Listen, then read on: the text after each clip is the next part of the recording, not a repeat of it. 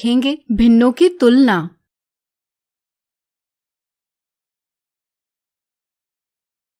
साधारणतः हम पूर्ण संख्याओं यानी होल नंबर्स की तुलना आसानी से कर सकते हैं। जैसे 23 कंचे 12 कंचों की तुलना में ज्यादा होते हैं, लेकिन भिन्नों यानी फ्रैक्शंस की तुलना करना आसान नहीं होता। जैसे दिखने में भले ही 14/23 2/3 से बड़ी संख्या प्रतीत होती है, लेकिन असल में यह 2/3 से छोटी संख्या है। भिन्नों में कौन से भिन्न बड़ी और कौन सी छोटी, यह पहचानने के लिए हमें इनकी तुलना कैसे की जाती है, यह समझना जरूरी है। तो आइए पहले हम समझे समान भिन्नों यानी लाइक फ्रैक्शंस की तुलना कैसे की जाती है। ऐसे भिन्न जिनका हर बराबर होता है समान भिन्न कहलाती है। जैसे यहाँ एक चॉकलेट है, इसके हमने 15 बराबर भाग बनाए। अगर इसमें से 4 भाग लेते हैं तो इनकी भिन्न होगी 4/15। इसी तरह 7 भागों की भिन्न होगी 7/15। यहाँ हर बराबर है, इससे पता चलता है कि सभी भागों की संख्या बराबर है, लेकिन अंश अलग है। चूंकि अंश लिए गए भागों की संख्या व्यक्त करता है, इसलिए जिस भिन्न का अंश बड़ा वह बड़ी भिन्न होती है। यानी कि अगर किन्हीं भी दो भिन्नों का हर बराबर हो तो बड़े अंश वाले भिन्न का मान बड़ा होता है और छोटे अंश वाले भिन्न का मान छोटा होता है। चूंकि 7/15 का अंश 7 4/15 के अंश 4 से बड़ा है, इसलिए भिन्न 7/15 4/15 से बड़ी है। जरा सोचिए, अगर भिन्नों का हर बराबर न हो तो इनकी तुलना कैसे की जाएगी? सोचिए। चलिए हम बताते हैं। ऐसे भिन्न जिनका हर बराबर नहीं होता कहलाती है असमान भिन्न यानी अनलाइक फ्रैक्शंस। तो आइए सीखे ऐसे भिन्नों की तुलना कैसे करें। पहले हम समान अंश वाले असमान भिन्नों की तुलना करेंगे। मान लीजिए हमने एक जैसे 2 केक लिए, एक के 5 बराबर भाग और दूसरे के 8 बराबर भाग बनाए। अगर हम प्रत्येक केक के एक भाग की तुलना करें तो यह पता चलता है कि जिस केक के 5 भाग किए हैं उसके एक भाग का आकार जिस केक के 8 भाग किए हैं उसके एक भाग के आकार से बड़ा है। चूंकि इन्हें हम भिन्न 1/5 और 1/8 से व्यक्त कर सकते हैं, इसलिए हम कह सकते हैं कि 1/5 1/8 से बड़ी भिन्न है।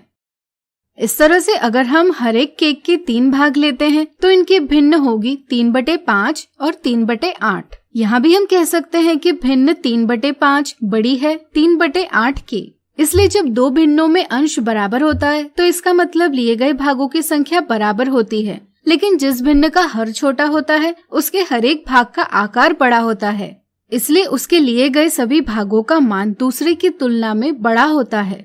इसलिए किन्हीं भी दो भिन्नों में अंश बराबर हो तो दोनों भिन्नों में जिस भिन्न का हर छोटा होता है वह बड़ी भिन्न होती है। सोचिए, अगर भिन्नों का न तो हर बराबर हो न ही अंश, तो इनकी तुलना हम कैसे करेंगे। मान लीजिए हमने 2 एक जैसे कागज लिए, एक के 3 बराबर भाग बनाए और दूसरे के 5। अगर हम पहले कागज का एक भाग लेते हैं तो यह भाग व्यक्त करेगी भिन्न 1/3। इसी प्रकार दूसरे कागज में से 2 भाग लेते हैं तो इनके भिन्न होगी 2/5।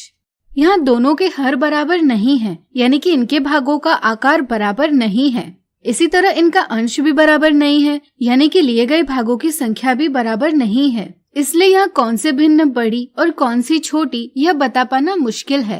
ऐसी स्थिति में हमें दोनों भिन्नों के हरों को बराबर करना यानी कि इनका कॉमन डिनोमिनेटर लेना आवश्यक हो जाता है। चूँकि प्रत्येक भिन्न का हर एक पूर्ण के सभी बराबर भागों की संख्या को व्यक्त करता है, इसलिए दो भिन्नों का हर बराबर करना मतलब दोनों के सभी भागों की संख्या बराबर करना है। इसके लिए हम दोनों की समान हर वाली तुल्य भिन्न यानी इक्विवेलेंट फ्रैक्शन पता करते हैं। इसके लिए पहले हम हरों का लसव यानी एलसीएम प्राप्त करते हैं। जैसे 3 और 5 का लसव है 15। यह हमें बताता है कि हर एक कागज के हमें 15 बराबर भाग बनाने होंगे, जिससे कि दोनों भिन्नों का हर 15 हो। हम 1/3 के अंश और हर को 5 से गुना कर भिन्न प्राप्त कर लेते हैं 5/15। इसी तरह 2/5 को 3 से गुणा कर भिन्न प्राप्त कर लेते हैं 6/15। अब यहाँ हर बराबर है। जब हर बराबर हो तब बड़े अंश वाले भिन्न बड़ी होती है। चूँकि 6/15 का अंश 6 5/15 के अंश 5 से बड़ा है, इसलिए भिन्न 6/15 5/15 से बड़ी है। इसलिए भिन्न 2/5 भिन्न 1/3 से बड़ी है। इस तरह से हम कह सकते हैं कि जब भिन्नों का हर बराबर हो तब छोटे अंश वाले भिन्न छोटी और बड़े अंश वाले भिन्न बड़ी होती है।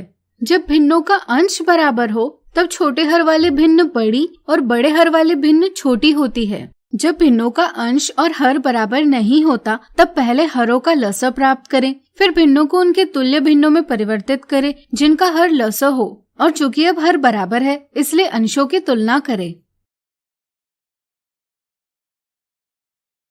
इस प्रकार आज हमने सीखा भिन्नों की तुलना। अगले वीडियो में देखेंगे इनसे संबंधित उदाहरण।